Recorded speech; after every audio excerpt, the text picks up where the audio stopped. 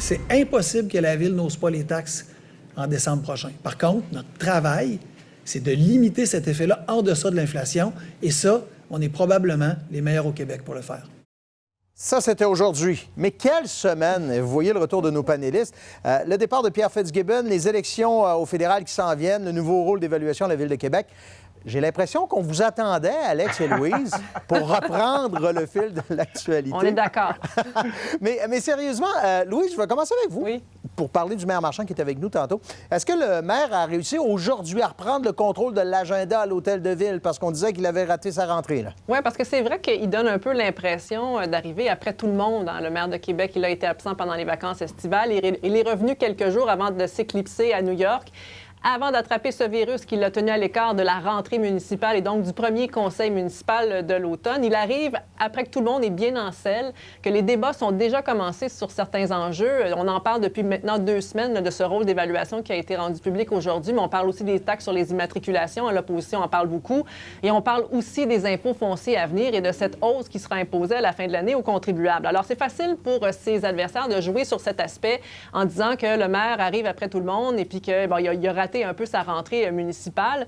C'est vrai que M. Marchand a tenté de rectifier le tir cette semaine. Il a fait une table éditoriale avec tous les médias. Il était sur votre plateau ce soir aussi. On le sentait bien préparé, mais on sentait surtout qu'il était en décalage parce qu'il est en train de répondre à tout ce qu'il n'a pas répondu dans les dernières semaines plutôt que de se projeter un peu dans l'avenir. Et l'autre chose qui donne l'impression qu'il est un peu à contresens, c'est cette façon qu'il a de ne pas vouloir parler de l'élection à venir. C'est vrai que c'est juste dans un an.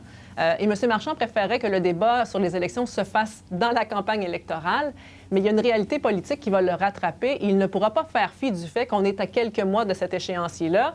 Et le maire Marchand a une chance inouïe, là. C'est lui le maire de la Ville en ce moment. Il a une tribune importante, il a de la visibilité et il peut parler de ses réalisations. Et ce serait probablement une erreur de ne pas s'en servir à ce moment-ci, surtout quand on voit le sondage qui a été rendu public cette semaine pour le compte du Journal de Québec, où on voit qu'il y a un candidat non déclaré en la personne de Sam Hamad, qui ne s'est pas prononcé sur des enjeux de la région, à arriver avec 2 points d'écart là, alors qu'on est à 1 an des élections. Alex? Puis surtout dans ce sondage-là, le nombre de personnes qui aimeraient un changement de maire est majoritaire. Donc, tout à l'heure, il vous disait, Bruno, qu'il ne sent pas qu'il est dans le trouble avec le sondage et tout ça. Quand même, c'est vrai que c'est dans 1 an seulement, 1 an même et plus, la prochaine campagne électorale, mais la pré-campagne électorale est longue. Puis moi, ce que je pense qu'il va vouloir faire, le maire Bruno Marchand, c'est de briser le plus rapidement possible un narratif qui est porté par ses adversaires, à savoir qu'il est peut-être fatigué, qu'il n'a peut-être pas envie de répondre aux journalistes, qu'il préfère s'absenter des différentes plateformes, se faire le moins voir possible pour choisir ses enjeux. Je pense qu'il va vouloir casser ça le plus rapidement possible.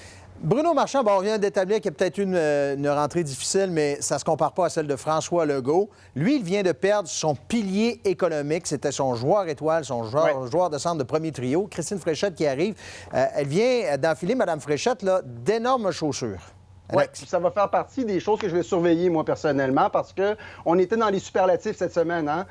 Un super ministre qui part, une super distraction, une super ministre. Bon, il y a beaucoup de ça.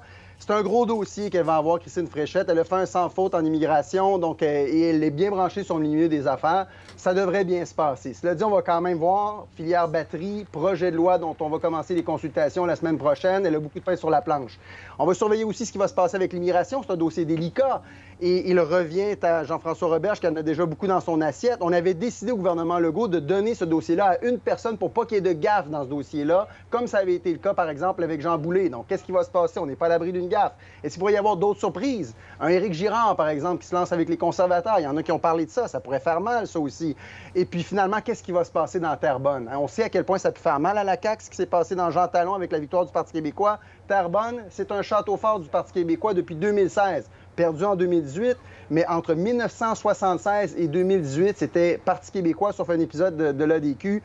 Là aussi, il va y avoir des gens qui vont dire que Paul Saint-Pierre Plamondon a peut-être une opportunité. Là. Puis il était là aujourd'hui, Louise, là-dessus. Oui, effectivement. Ce qui va être intéressant de voir, c'est Quelle relation il sera possible d'établir entre Mme Fréchette et le maire de Québec? Parce qu'on ne peut pas dire que la région de Québec, au cours des 6 dernières années, a eu une oreille attentive auprès du super ministre Fitzgibbon. Il y a eu des ratés, il y a eu des frictions. On pense à Medicago, on pense à la zone d'innovation Innovitam qui a été abandonnée sans trouver de projet de remplacement.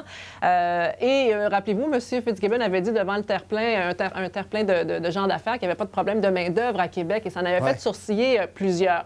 Bref, l'arrivée de Mme Fréchette va peut-être changer un petit peu les choses. On verra bien. Mais peut-être qu'il serait le temps aussi pour la région de Québec de se faire un petit post-mortem de cette relation avec M. Fitzgibbon. Parce que c'est vrai que quand la CAQ est arrivée au pouvoir, ça faisait plusieurs années qu'il y avait des millions qui pleuvaient sur Québec. C'était les années fastes, des grands investissements, des grands projets. Puis il y a peut-être des gens dans la région qui ont pensé que ça allait continuer business as usual avec l'arrivée de la CAQ. Mais on sait que c'est pas comme ça que ça s'est passé. Il y a eu peut-être un manque de la part des gens d'affaires de réaction pour s'ajuster à cette nouvelle réalité-là. Peut-être que ça va changer avec Mme Fréchette. Il reste juste 2 ans au mandat, là, mais on verra à quel point on peut s'ajuster. Est-ce que vous êtes prêt pour la campagne électorale fédérale? Parce que là, avec l'entente qui est déchirée entre le NPD et les libéraux, ça pourrait arriver à tout moment. Alex, dans combien de temps le gouvernement libéral pourra négocier à la pièce et va pouvoir tenir le coup? Bien, écoutez, on n'est pas à l'abri des surprises. Jog Meeting le disait lui-même, il y a une instabilité qu'on vient de créer. On se rapproche d'une élection potentielle. Cela dit, moi, je pense pas que ça va venir demain matin.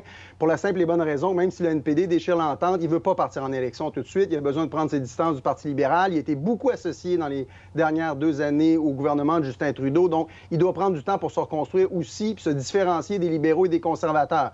Donc, pour ce qui est de la motion de censure que Pierre Poilievre veut présenter à la première occasion, je ne suis pas convaincu que ça va réussir. Moi, à mon avis, il y a 2 opportunités, 2 possibilités pour des élections.